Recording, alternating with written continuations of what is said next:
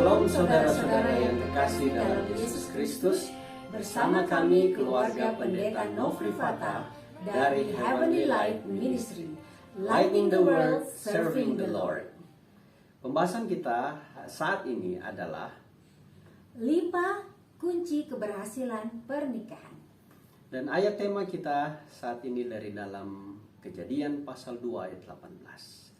Tidak baik kalau manusia itu seorang diri saja. Aku akan menjadikan penolong baginya yang sepadan dengan dia. Saudara-saudara, semua yang Tuhan ciptakan itu amat baik katanya. Hanya satu yang kurang baik, yaitu apa? Adam seorang diri saja. Oleh sebab itu Allah menjadikan Hawa dari tulang rusuk Adam dalam Kejadian 2 ayat 23. Nah, kata Ibrani untuk penolong yang sepadan adalah eser kenekdo, artinya mitra imbangan atau counterpart. Yang artinya adalah seorang yang berdiri di depan mata dan menatap mata orang itu. Itulah arti penolong yang lain. Nah, lembaga pertama yang Tuhan ciptakan adalah ikatan pernikahan. Untuk apa? Untuk menjadi sumber kebahagiaan. Untuk menjadi berkat bagi keluarga tersebut. Dan berkat bagi sesama manusia. Namun di dalam Matius 24 ayat 38 sampai 39 Yesus berkata bahwa sebagaimana pada zaman Nuh orang kawin mawin, demikian juga di akhir zaman orang kawin mawin. Dan itulah yang terjadi saat ini. Pernikahan menjadi sangat penuh masalah oleh karena orang kawin mawin ini. Nah, kita akan lihat akhir-akhir ini angka perceraian yang terus meningkat. Data dari Kementerian Agama Indonesia bahwa dalam dekade ini setiap tahun ada sekitar 2 juta pernikahan terjadi dan ada 500.000 perceraian. Artinya ada 1 perceraian dari setiap 4 pernikahan. Bagaimana dengan di Amerika? Dari American Psychological Association dan website divorcerate.org bahwa ada 1 perceraian dari setiap 2 pernikahan. Ya, di Amerika ada 1 perceraian terjadi setiap 13 detik. Jadi betapa tinggi angka perceraian baik di Indonesia dan di Amerika Serikat lebih lagi. Dan saat ini oleh karena corona, maka angka perceraian itu lebih meningkat lagi karena banyak orang tidak punya pekerjaan lagi, sukar menafkahi keluarga, sehingga perceraian ini terjadi. Kalau kita lihat, Allah merancangkan rumah tangga itu untuk kebahagiaan umatnya, untuk menjadi surga yang kecil di atas dunia ini. Lalu kenapa yang terjadi justru sebaliknya? Keluarga malah menjadi neraka dunia. Nah, untuk itu pembahasan kita saat ini adalah apa kunci keberhasilan pernikahan. Kunci pertama adalah istri tunduk kepada suami dan suami mengasihi istrinya. Efesus 5 ayat 22 dan 23 mengatakan, Hai istri, tunduklah kepada suamimu seperti kepada siapa? Tuhan. Karena suami adalah kepala istri sama seperti Kristus adalah kepala jemaat. Dan dalam Efesus 5 ayat 25 dikatakan, Hai suami, kasihilah istrimu sebagaimana Kristus mengasihi jemaat serta menyerahkan dirinya baginya. Kemudian kunci pernikahan yang kedua adalah terimalah pasangan sebagaimana adanya. Kita tidak menikah dengan malaikat. Kita tidak menikah dengan orang yang suci dan sempurna. Kita menikah dengan orang berdosa. Ada kekurangan, ada kelebihan. Jadi saudara-saudara, jangan pernah kecewa karena sudah menikah. Jangan pernah ada kata cerai atau saya salah pilih karena kita menikah bersama dengan Kristus seumur hidup kita. Karena Markus 10 ayat 9 firman Tuhan berkata, karena itu apa yang telah dipersatukan Allah tidak boleh diceraikan manusia. Seringkali seorang pasangan akan berkata, seandainya pasangan saya dapat berubah. Atau pasangan berkata, masalah saya ialah istri saya Saudara lihat, saya pada dasarnya seorang yang baik, seorang yang bagus, sudah sempurna. Tapi pasangan saya yang telah membuat saya sengsara selama ini. Ya, seringkali dalam perkawinan, istri atau suami mengatakan bahwa rumah tangga kami, perkawinan kami akan lebih bahagia seandainya pasangan saya berubah. Nah, saudara-saudara, sukses dalam pernikahan bukan hanya untuk menemukan pasangan yang tepat saja, tetapi menjadi pasangan yang tepat. Itulah sebabnya pernikahan bukanlah suatu tantangan untuk merubah pasangan kita untuk menjadi yang lebih baik, tetapi kita sendirilah yang berubah untuk menjadi lebih baik bagi pasangan kita. Itulah kunci yang kedua. Sekarang kita lihat kunci yang ketiga. Kunci yang ketiga adalah beri pujian kepada pasangan. Istri beri pujian atas kerja suami.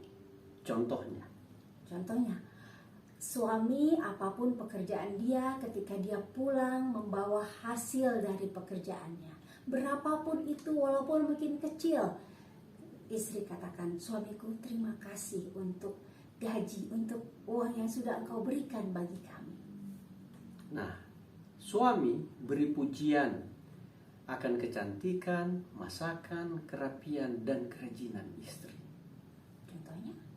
Contohnya, ketika istri saya memasak, setelah saya makan, wah, mah, enak sekali makanan.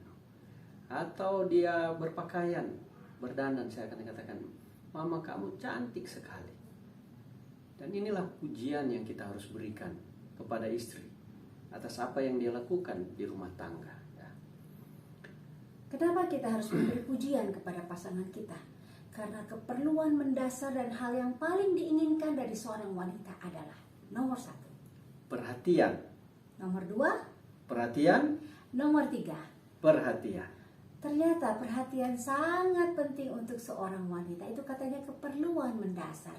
Itulah sebabnya wanita suka dipuji, karena pujian menandakan perhatian dari suami kita. Jangan sampai terjadi istri sudah susah-susah ke salon atau dari merubah model rambut, mempercantik dirinya, sampai di rumah suaminya nggak lihat sedikit pun perbedaan pada istrinya. Nah, keperluan mendasar dari seorang pria adalah cinta dan penghargaan. Jadi ketika suami memberikan perhatian kepada istri atas keperluan hidupnya, atas apa yang dia lakukan, ya, dan istri memberikan cintanya kepada suami dan memberikan penghargaan-penghargaan. Inilah kunci dari pernikahan tadi, yaitu apa? Beri pujian dan penghargaan pada pasangan. Oke. Itu kunci yang ketiga. Sekarang kunci yang keempat adalah berkomunikasi dengan pasangan. Katakan segala sesuatu, jangan berharap pasanganmu tahu bila kamu tidak mengatakannya. Ingat, Karena kita tidak menikah dengan dukun yang tahu segala sesuatu. Itulah yang terjadi dalam rumah tangga kami. Di awal-awal pernikahan seringkali kami konflik karena saya orang yang pendiam. Tapi saya berharap bahwa suami saya tahu apa yang saya inginkan. Dan saya akan berkata dalam hati saya, masa kamu jadi suamiku nggak tahu keinginan saya? Jadi seringkali istri akan berpikir, kamu harus tahu apa yang saya mau. Dia pikir suaminya dukun yang tahu pikiran orang atau bisa menebak dengan lebih baik. Padahal suaminya tidak tahu atau istrinya tidak tahu. Jadi komunikasikan apa yang ada di pikiran, apa keinginan. Ya, sejak saat itu saya berusaha berubah. Setiap kali saya menginginkan sesuatu kepada suami saya akan jujur kepada suami saya.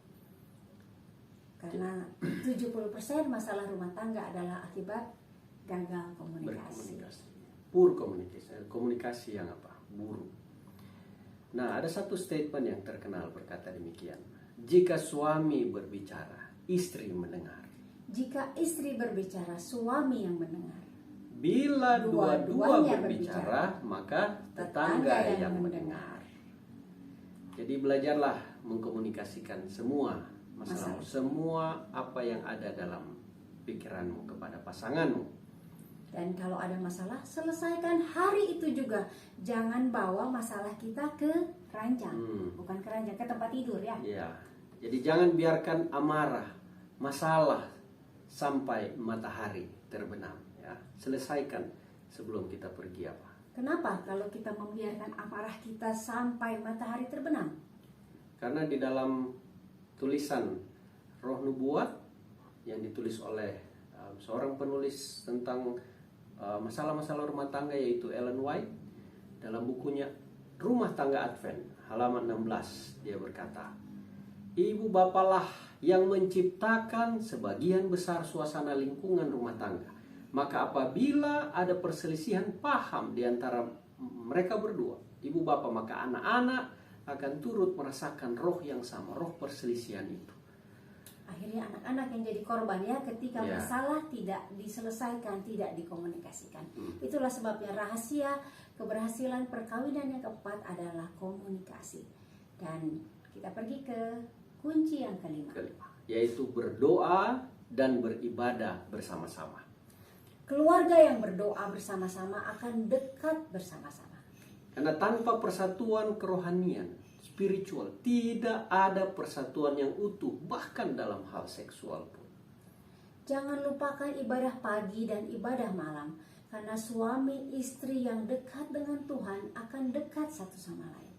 Nah, ada beberapa penelitian yang dilakukan di antara pernikahan antar agama, di mana separuh dari jumlah anggota gereja di Amerika Serikat menikah dengan pasangan yang tidak seiman. Dan dalam pernikahan dari pasangan yang tidak seiman ini, 1 perceraian terjadi untuk setiap 6 pernikahan.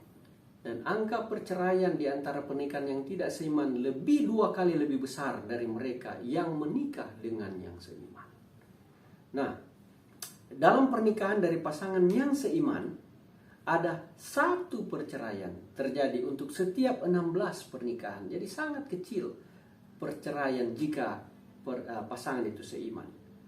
Kemudian pengkhotbah yang terkenal di seluruh dunia itu, Billy Graham, pendeta Billy Graham, membuat statistik yang lebih menggembirakan lagi, di mana hanya ada 1 perceraian di antara 37 pasangan nikah yang pergi ke gereja bersama-sama. Ya, tidak saja seiman tapi pergi ke gereja bersama-sama. Dan gambaran yang lebih menggembirakan lagi ialah hanya ada 1 perceraian terjadi di antara 500 pasangan yang menikah yang pergi gereja bersama-sama, belajar Alkitab, serta mengadakan kebaktian pagi dan petang di rumah. Luar biasa jika keluarga itu suka berdoa bersama-sama, membaca Alkitab bersama-sama, pergi ke gereja bersama. Kemungkinan terjadi perceraian itu sangat kecil sekali. Nah, ada seorang pendeta bernama Robert Newton. Dia penceramah terkenal juga. Pada waktu dia rayakan ulang tahun pernikahannya yang ke-50, ketika dia wawancarai tentang apa rahasia sukses pernikahannya, dia menjawab, berdoa bersama dan mendoakan satu sama lain 2 kali dalam sehari adalah rahasia sukses pernikahan mereka. Dan saudara-saudara, kami mempraktekkan hal ini dalam keluarga kami. Saya dan istri selalu berdoa bersama-sama. Kami mempunyai doa United Prayer, kami punya doa pribadi. Dan inilah sukacita yang kami rasakan dalam keluarga kami. Ada satu kebahagiaan yang kami rasakan dalam rumah tangga. Kenapa? Karena inilah inti kebahagiaan, di mana Yesus adalah pusat dalam rumah tangga kita. Jadi Yesus sebagai salah satu anggota keluargamu. Dan kalau Anda jadikan dia sebagai bagian dari keluargamu, walaupun dia tidak kelihatan, maka dia akan tinggal di dalam rumah tanggamu. Jadikan Yesus yang pertama, yang terutama, yang terakhir, dan yang terbaik dalam kehidupanmu. Benar, saudara-saudara. Ketika Anda menjadikan Yesus yang pertama, terutama, dan terakhir, maka keluargamu akan mendapatkan kebahagiaan. Akan merasakan surga yang kecil di atas dunia ini. Sebelum kita pergi kemana? Surga yang kekal. Itulah kunci keberhasilan sebuah perkawinan. Nah, untuk kesimpulan, ya, yang pertama adalah istri tunduk kepada suami suami mengasihi istri. Yang kedua, terima pasanganmu sebagaimana adanya. Yang ketiga, berikan dia pujian. Yang keempat, berkomunikasi dengan baik. Dan kelima, berdoa dan beribadah bersama-sama. Jadikan Yesus yang pertama, yang terutama, yang terakhir, yang terbaik dalam kehidupanmu. Mari kita berdoa.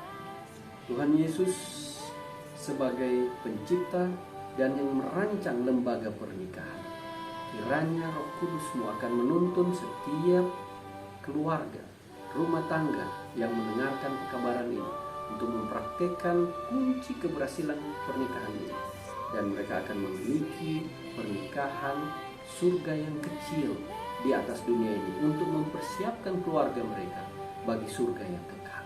Terima kasih Engkau sudah memberkati kami saat ini, karena kami berdoa di dalam nama Yesus, Juru Selamat kami. Amin.